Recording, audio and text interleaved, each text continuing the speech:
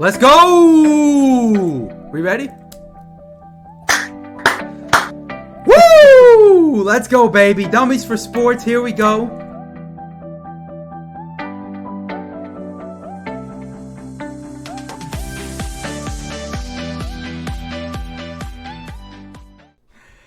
All right, man. Here we go, Meisty. Good to see you, man. I think I feel bad. I'm finishing my popcorn. No, it's perfect. What do you mean? Everyone watching should get out their popcorn and start. Yeah, definitely. And start, sit back and relax. We got football season coming up in 3 days. Wow. It's crazy, right? Shit. It's really hard to believe that it's that close. Well, Rocky, you're on the West Coast. See, here on the East Coast, it's different. We smell it in the air. It gets a little cooler in the mornings. The air smells different. The leaves start to change. But you guys, it's like, it's starting to get a little humid. Maybe it's football season, But I will correct you there. It gets a lot more humid where you are than where I am, but that's besides the point. But I hear your point anyway. Yeah, here it's always nice weather. That's the difference. But right. No, but also the other thing is it's that LA is not a big football town at all. You're right about that. You're definitely right about that. They like the Lakers still, even though who the heck watches the NBA anymore? But for some reason they still like the Lakers. The baseball season's exciting now, obviously, because the Orioles are in there. But yeah, no, there's no question. Listen, 3 days, football season starting. I don't care what the rest of my my fellow neighbors think. It's exciting. So, end of the day, we're pumped for it, and it really is crazy when this time of year comes, Meisty, where it's like just a few days before football season starts. It's always you have a full slate of 18 weeks. It's just you can't help but salivate over that. It's just like when there's like 2 weeks left of the season, it's like, oh man, only 2 weeks left of the season. Here is just a full 4 months that people will be sitting on their butts for the entire Sunday. Yeah. It's beyond that. I mean, you have college football on Saturdays, you have college football on the rest of the weekend. I mean, then beyond that, it's not just 4 months. You have the whole January of playoffs. Right. You got February Super Bowl, which leads you right into the madness of March. I mean, 100%. This is when it gets good. This is when it gets good, and baseball season's heating up. So this is when it gets good. Anyway, let's get started, man. We got the NFC West to do, and then we have one more division. So let's do it. NFC West, the 49ers, who are probably the only team that anyone has any confidence in this division, and the 49ers come in at 10.5, Meisty. What do you think about the Niners at 10.5? You going over? You going under? You have to go over because you have to assume that they're going to get at least 6 wins, maybe I can't say 6, but at least 5 wins out of their division. So you're halfway there. And if they can't find 5 other wins throughout the rest of their schedule, I mean, they should be good. They're a good team in general. So defense should be really tough. Brock Purdy, I'm not a big believer. Last year, I believed in Brock Purdy because of the train that we're all just on this train of Brock Purdy's doing it. Anyone can do it, but I don't think that is really true anymore. I don't think it's sustainable that just throw any quarterback in there. It's true. You probably still could throw any quarterback into the 49ers offense, but there's better options than Brock Purdy. But I'm a doubter, but I still believe they get the over. Agreed, and I agree with your assessment. I don't think Brock Purdy's all that good. However, he's sort of similar to Kenny Pickett. Their grades the passing grades are very similar last year. And Kenny Pickett on a team like the Niners would be good enough to get them 11 wins. At the end of the day, Jimmy G was good enough, where when he was starting, this team won tons of games with him, and he was just very, very average. So all Brock Purdy's got to do is be solid, and he showed sparks on plays that he was under pressure last year, for example, 5 touchdowns and 1 interception. So he certainly showed sparks where you can point to this and be like, no, this guy's got something in him. He can make a couple big plays here and there. He can do enough with all the array of playmakers. We don't have to go through all of them right now, where he can do some damage, and it's a good defense too. So you really have playmakers on every level of defense. They brought in Jarvarius Ward last year. Javon Hargrave this year was a huge signing. They have a good defense. The only one real question mark I would say is probably on the offensive line. They lost their best lineman except for Trent Williams. Their best lineman was Mike McGlinchey. They lost him. So you'll have struggles there. But I just think that when you have playmakers like Ayuk and Debo and McCaffrey, you can get the ball out pretty quickly. Got Kittle over the middle. So at the end of the day, such good playmakers. Even if the offensive line took a step down, everything else is good. I think they're probably just as good as last year, and that should be good enough to get over. So I'm going to agree with you there. Well, Well, it's not even getting over. It's about the fact that they have to. I mean, here we're talking about over-unders, but for them, they're definitely good enough to win their division. But Yeah, if they don't win the division, that'd be a huge disappointment. So I agree with you. I'm going 100% they should win this division. Next is the Seahawks at 9. Some sports books had it 9.5. I had 9. I wish could we do the 9.5 one? I really want to do 9. Yeah, why not? Okay. It's our rules. I'm changing it over You here. want on this podcast. All right, let's do it, man. 9.5. It's an easy one for me for 9.5. 9 I had a little trouble with. So 9.5. Okay.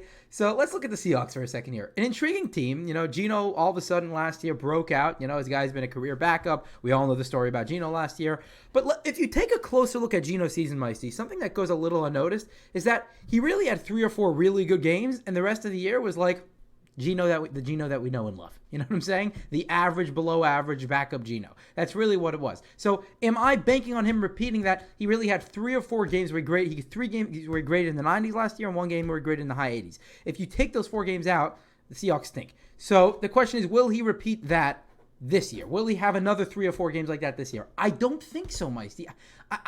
I'm not relying on that. That's the problem. They really constructed a good roster around him. You have Tyler Lockett, you have DK Metcalf, they drafted another receiver this year. So at the end of the day, you do have good weapons around him. They have a good receiving core, good weapons for Geno.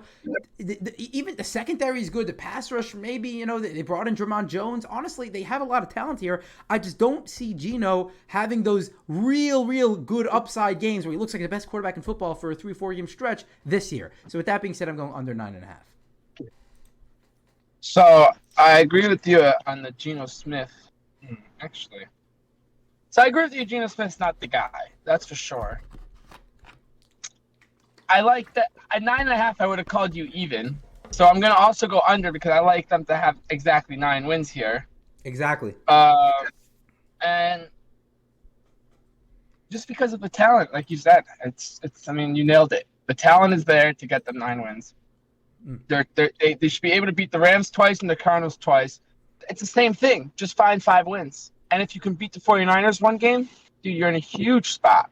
And in the NFC, to get to the playoffs, you don't need to have 11 wins. You can get in there with 9 wins, 10 wins. So that's right the around main there. thing. That's the main thing. The NFC is not good.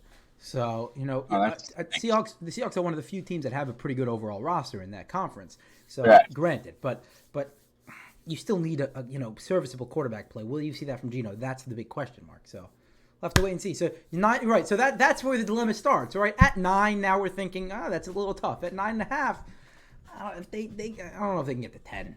That's a tough one, man. 10 is a tough one to say. That's crazy. So 9.5, we're both going under. The Rams at 6.5. This is a very low over-under for a team that just won the Super Bowl a couple years ago, but understandably so, right? I mean, obviously just, a complete downfall last year, whether it was Baker Mayfield, Stafford got injured. You really didn't know who was going to start from week to week. This year, Stafford's healthy. Listen, the Rams are not good. They don't have a good defense. It's tons of question marks there. No improvement on the offensive line. But you have Stafford, you have Kupp, you have Aaron Donald. That you still have, Meisty, right? That's still in place. So what to expect from the Rams? Here's what I think. You still got Van Jefferson, you still got Tyler Higbee, you still got Skoranek, you still have weapons there. So the receiving core certainly is a strength, and Aaron Donald. Outside of that, there's no improvement. No improvement on this team. And because that's the case, I'm still going to go under at 6.5 with the Rams. You don't know if Stafford's going to stay healthy. If he doesn't, who the heck knows who's going to start there at quarterback? Stafford to Cooper Kupp is good enough to win you a few games. So if it was 7.5, I would say for sure under. 6.5, can they get to 7 with Stafford and Cooper Kupp? Sure. I just don't know if Stafford's going to stay healthy. And if he doesn't, I don't think they're good enough outside of that one hookup to win 7 games. So I'm going under 6.5, Meisty. I'm going to disagree on that. I'm going to go because I think they're going to get to 7. How? I don't know. I have to actually. It's one of those teams that haven't gone through their games yet, but I see them getting 7 wins, 2 from the Cardinals. Find it's another find a couple more. Every team in that division so far have said they have to just find 5 wins outside their division, and I think that they're capable just because Stafford doesn't even. Who is their backup? I wonder who they're going to bring in. Yeah, me neither. Because whoever their backup is not going to get the ball. Let's be honest. So it doesn't matter who their backup officially is. Well, whoever their backup is, Stafford goes down, they'll win less than 7 games. That's my opinion. No, but I'm saying whoever my point is that whoever Stafford's backup is, if Stafford goes down, he's not going to be the starter the following week or the next week after. I don't believe so. I believe they're going to go and they'll go sign someone. I see. Again. I see. That could be. Right. So I don't know who they're trying to think out there, like who they're going to call to bring in to finish the season type. But if Stafford, like you said, Stafford stay healthy, maybe could this year. They don't have a lot of hype around them. Their schedule's a little easier this year. I think they can. I think they can. Just passing me right now. Who's that? The new father in the fantasy world. Did he see you? Did he get a glimpse? No, he's looking for traffic. I know he has to make sure he doesn't get hit. Yeah. Well, now he's got a little more to live for. So. Right.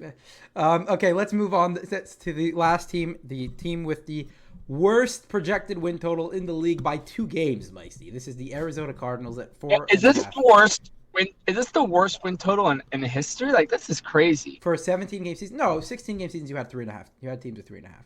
Yeah. But you hit it on the nose, Mikey. So the Cardinals are not good at all, but. Like 4.5 in this division, in this conference. Okay, it's 4.5 or 3.5. 4.5 in a 17-game season. Okay. I'm going over Meisty. And not because I have any confidence in Colt McCoy or Clayton Tune, whoever the heck is going to start at quarterback, but simply because, and Kyler Murray might be out the entire season, right? But simply because, listen, there's enough talent on this team. Hollywood Brown is a solid receiver. They brought in Michael Wilson in the 3rd round. They have Rondell Moore in the slot. Zach Ertz is going to be healthy this year. They have enough talent on the team where you could say, James Conner now in the lineup. So they have enough talent on this team where you could say 5 games, sure. They don't have a good defense. Tons of questions. J.J. Watt retired. It makes it even worse. Right? So it's like they didn't have a good defense before, and now J.J. Watt's not there, and it's even worse. So it's really, for the Cardinals, it's really about seeing what you have. It's about testing the water, seeing what you have this year, and hoping you could win a few games. But, they'll get a high pick in the draft next year. Just, 5 wins, sure. It might see, correct me if I'm wrong, it's very hard to pick a team to go under 4.5, no matter how, unless they're historically bad, which the Cardinals aren't. They were just 2023 bad. So, I don't see precedent to go under 4.5. Might they go under 4.5? Sure, that can happen. One team might win 4 games or less this year. But to predict this one team that's going to happen to do it, I just don't see it likely. So I'm going to go over for 4.5. This guy kind of stink. I don't see them winning more than a couple games. They're a struggling team. I mean, they need help, a lot of help. I have them winning 3 games this year. So. And that's about it. I mean, like you said, they just don't have anything. There's not enough pieces there. Hollywood, I don't have to talk about him. You already know. He's gonna drop.